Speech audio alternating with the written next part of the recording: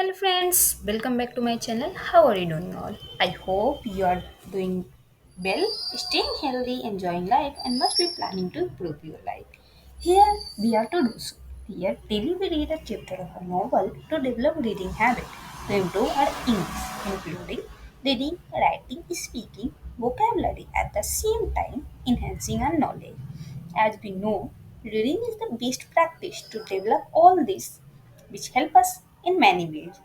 And reading would be one of the good hobby to make a change in our life.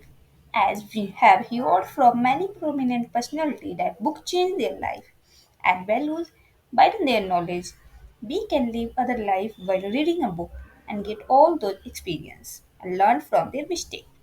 So, why to commit same mistake if we can learn from them and improve our life? So join me in this journey to become best version of ourselves. Before starting, I would love to hear your thought in comment section.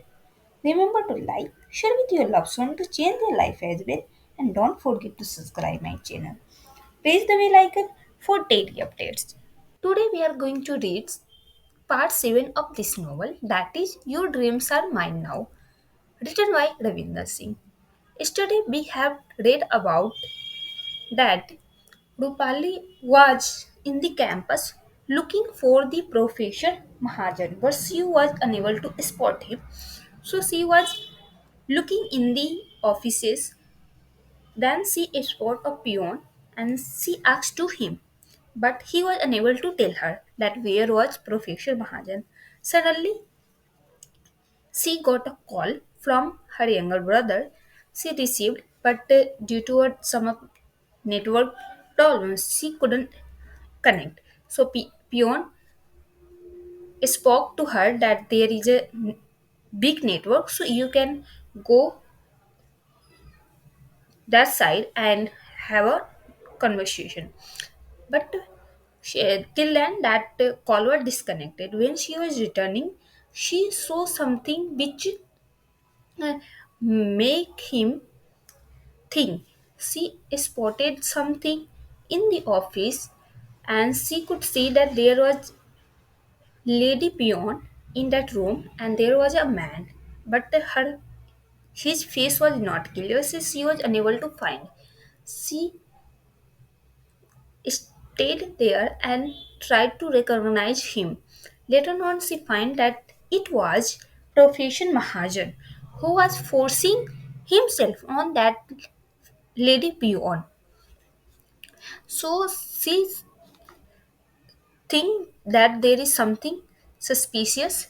So she noticed and she saw that the Professor Mahajan was intentionally forcing himself on the lady peon without her intention or her will. So she waited for some time, but when he was about to unzip his pant, then she thought to take a action. So she first recorded that scene, whatever was happening in that, but at the moment he was about to do that, so she make a call and fake call and in a loud voice she conversation so that in the office person can clearly listen that there is a person, and like this she saved that lady peon. And after that she when lady peon come out she was crying, but she couldn't talk to her because it was a not right time to talk. Then she was going out of campus. Then she spotted a boy who asked many questions when she was planting a tulsi in campus, and thought that this is a boy always come in front of me whenever bad thing happen with me. And like this last chapter, which was 6, ended there, and today we are going to read 7th one and see that what is there and what happened next to that lady peon. Was that professor what caught or not, This all thing might be we can get in this chapter. So let's start and see that what was after that. 7. It took Rupali nearly a week to trace that lady peon. She had been looking for her everywhere on the campus since the incident. She wanted to know if she was okay. She wanted to let her know that she was there for her, but the lady seemed to have just disappeared. The problem was that without knowing her name or remembering any distinctive features about her, Rupali was having a tough time inquiring about her from the other peons on campus. One day, she finally found her in the garden area of the campus, where she was busy cleaning. Rupali took a minute to verify if she was the one whom she had seen the other day. There were several other lady peons who wore the same dress, but something told her that she was the same woman. When Rupali was somewhat certain, she walked towards her. Didi, she said, addressing her as an elder sister. In response, she looked up at Rupali questioningly. Rupali looked at her face and into her eyes. All that she had witnessed a week before flashed through her mind.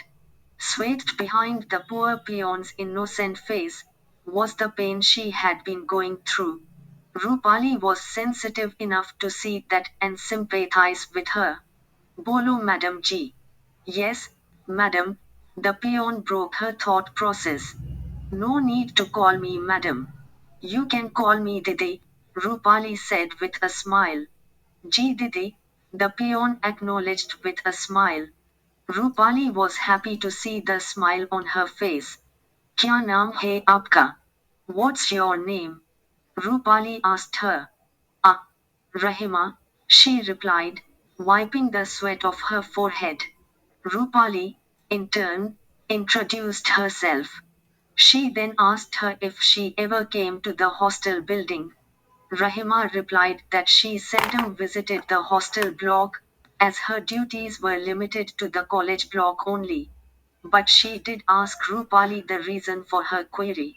Not sure about how to initiate the difficult conversation, Rupali lied. She told her that she had been looking for a maid who could do the dusting in her room. It had been more than a month since she had moved into the hostel, and now there were spider webs in the corners of the ceiling. She also mentioned about cleaning the cupboard tops and window panes and grills. Rupali said that she would like some help with it if possible, and the helper would be able to earn something extra at the end of the day. After knowing the reason, Rahima happily referred her friend to Rupali. She said that one of her friends who worked in the hostel mess also worked for the girls in the hostel after duty hours. She asked Rupali for her room number so that she could send her friend to her room. Rupali felt a bit disappointed. She needed to talk to this lady and now she wouldn't be able to. So when she was about to pick up her broom from the ground, Rupali held her arm and said, No Didi, that maid in the hostel doesn't clean well. You come. Seeing the way Rupali had held her arm, Rahima felt something different.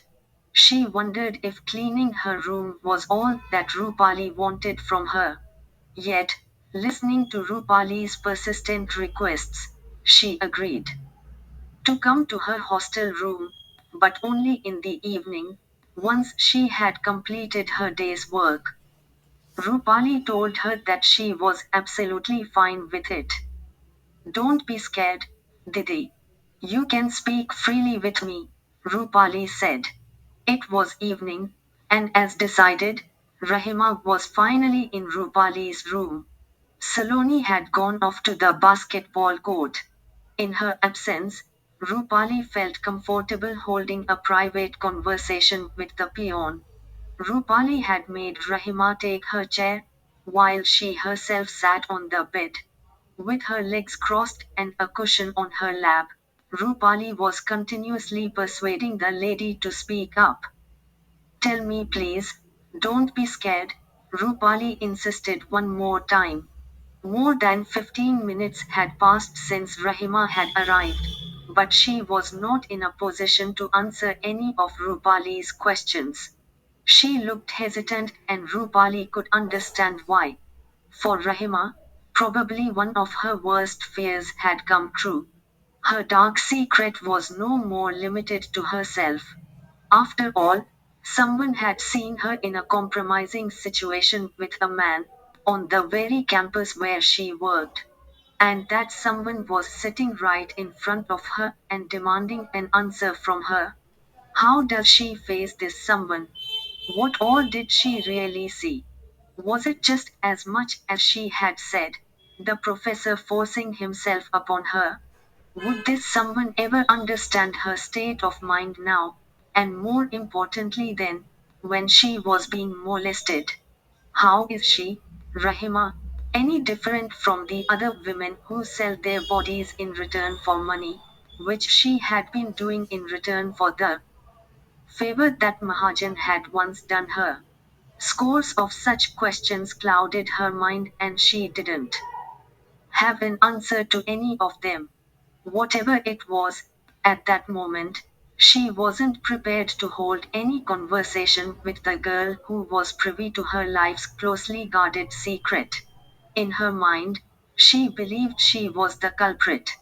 Rupali kept on insisting and trying to make her talk. But Rahima was lost in her fearful thoughts. The next time when she heard Rupali's voice and became conscious of where she was, she wondered who all Rupali would have shared this with.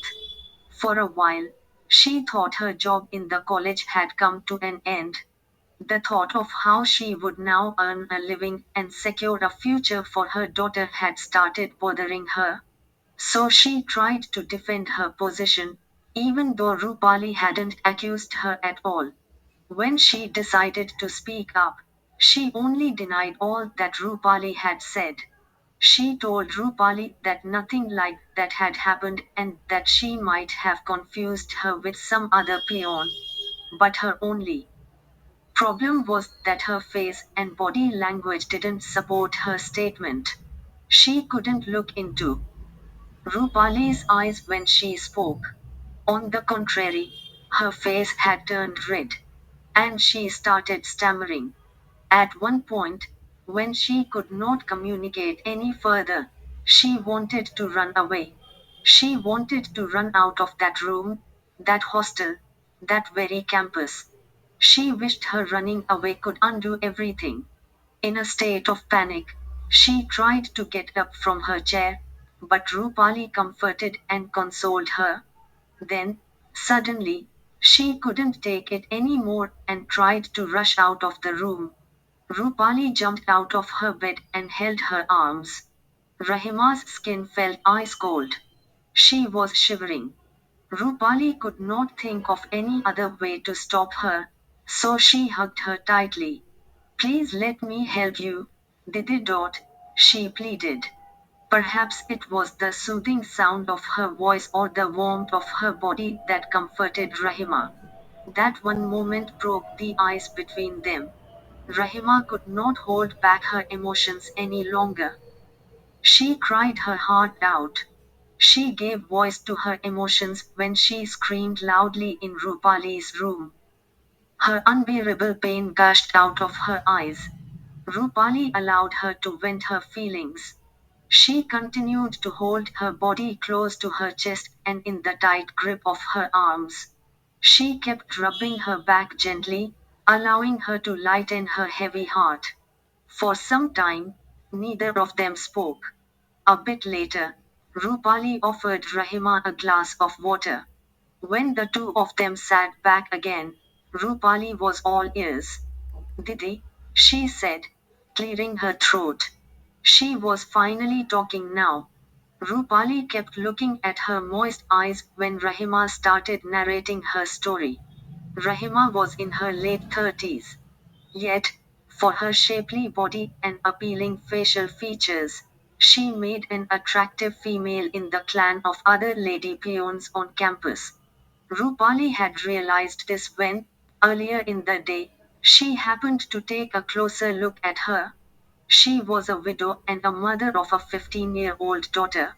She lived in the nearby slums where most of the residents were from her minority community. Years back, she used to work as a domestic help in a few houses, where she would clean utensils and do other household chores. But when, 3 years back, her husband died of cancer, she had no other option but to look for a better job. On the one hand, she had to run her household, and on the other, she had to take care of her daughter's education. Like her, she didn't want her daughter to to clean utensils. She had dreamt of a good life for her daughter. Much before tobacco made Rahima's husband bedridden and finally took his life, he used to work as a gardener in the same college. Someone in her community had asked Rahima to see if she could get some work in the college as a replacement for her husband. That's when she had arrived on this campus looking for work. But getting work, even as a replacement for her husband, wasn't easy.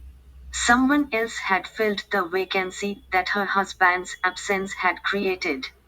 For days, Rahima moved from one facility office to another, from one security guard to another. At the end of 2 weeks of useless running and pleading in front of every person, including students, faculty members, the administrative staff, and even the security guards, she met Professor Mahajan. He had noticed her, probably for the third time, outside the administrative block. Rahima had been standing there for the whole day in anticipation of meeting the facilities manager, who unfortunately was not even present in his office that day. Late in the afternoon, Mahajan had stopped by and asked Rahima why she had been standing outside that block for the whole day. She felt obliged that someone of his stature had stopped to listen to her. Rahima told him her story. Mahajan was a man of great influence. So to get Rahima a peon's job on campus was only the matter of one phone call for him. When Mahajan had told Rahima that she could come to work from the very next day, she could not believe what she had heard. And when it was clear to her, she thanked him scores of times. Back then there were tears of happiness in her eyes. He was her angel and she would remember him in her prayers, she had said while leaving that day. Unfortunately, it only took 2 more weeks for Rahima's angel to transform into a devil. The unexpected had unfolded when Mahajan had specifically asked Rahima to clean his cabin on a holiday, when there was no other faculty member or student in the college block. Betrayal hurts the most when it comes from the one who you always remembered in your prayers. It wasn't just Mahajan's hands that clung to her bare waist, but the breaking of her faith in the man whom she treated as her Messiah.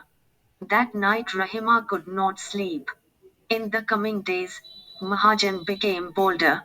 When Rahima stopped at one moment and could not say anything further, Rupali held her hands between her palms.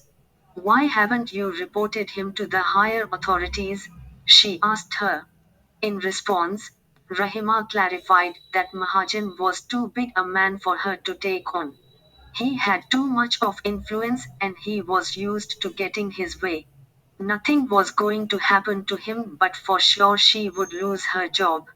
It was extremely distressing for Rupali to know that in order to get a better life for her daughter, Rahima had to sacrifice her life, her modesty. But this has to end, Rupali said firmly. It was easier said than done. Rupali kept thinking about how she could stop all this and expose the ill deeds of Professor Mahajan. She was aware that she couldn't live in Rome and fight with the Pope.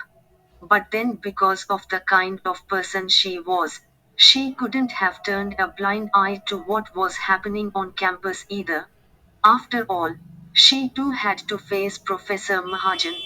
How would she continue to be in his class, in his proximity, when she knew him to be the beast that he was? Moreover, Rahima may not be the only victim, she thought. She knew that Rahima wouldn't agree to expose Mahajan. She already looked too scared to even take his name in front of her. So, how should she go about this, then? All such thoughts occupied her mind when, suddenly, there was a knock on the door. Rahima immediately got up from her chair. Quickly, she wiped her eyes and tucked a few loose strands of her hair behind her ear. She adjusted her sari and was about to leave when Rupali said, "Relax. Let me check. You don't worry," and went ahead to open the door. It was Saloni, in her sweaty t-shirt and shorts, with a basketball in her hand. To annoy Rupali, the way she always did, Saloni ran to embrace her roomie. "EWW. Get off me. You are sweating like a pig," Rupali shouted while shoving her away. "Tabhi tukar rahi han, mere jaan, that's the reason I am doing this, darling," Saloni chuckled. Then she spotted Rahima and stopped unexpectedly. She looked at Rahima and then back at Rupali. "I had called her for some work," Rupali mentioned even before Saloni had time to ask her. "All right, Didi, you leave now. I will see you tomorrow in college. Keep my mobile number with you. We'll talk later," Rupali said as she wrote her number on a piece of paper for Rahima. Saloni watched her go and then jumped at Rupali again.